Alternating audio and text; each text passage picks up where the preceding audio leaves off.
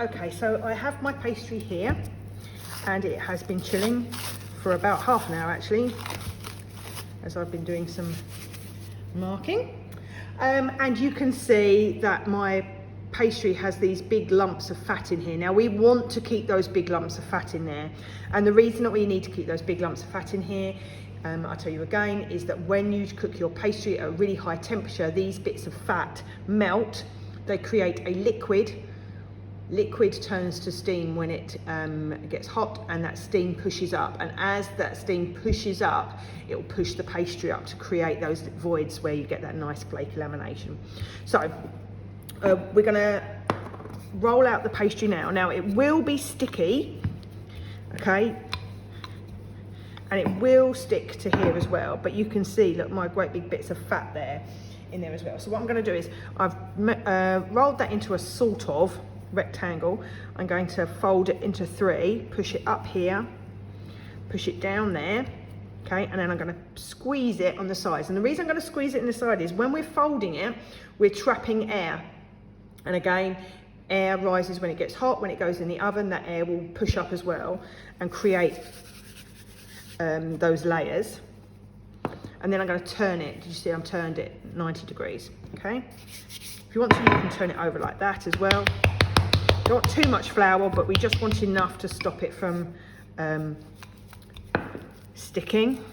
You can see it's sticking to my rolling pin there, look.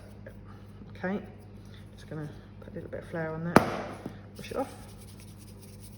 And again, 1, pushing it down at the sides to seal it, 2, pushing it down the sides to seal it, and then I'm just going to squish it flat. Pick it up. See, a bit sticky on there, big lump of fat there, need to keep that there. More flour. If you've got haven't got a dredger at home, you can just use your hands or a sieve. You might be able to hear it sticky. And you can see it's more of a rectangle now. I'm not being very precise with this. So again, I'm just going to brush that flour off there. Don't want it too floury on the inside. Okay. I think that was 3 times, but I'm not sure, so I'm going to do it one more time. Okay.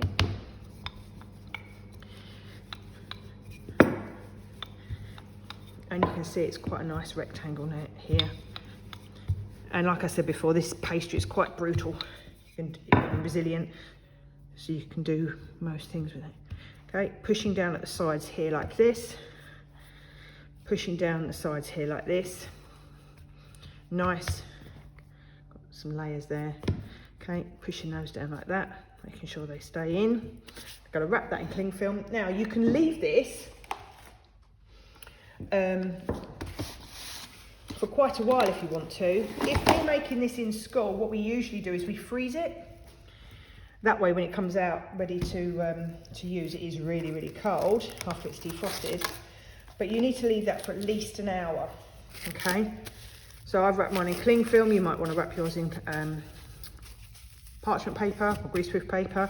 That's now going to go in the fridge, and I'm going to leave that in the fridge for at least an hour.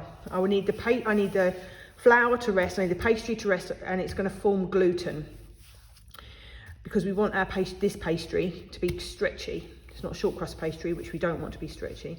This one is going to be stretchy. So we need to leave that to rest for the gluten to form, okay?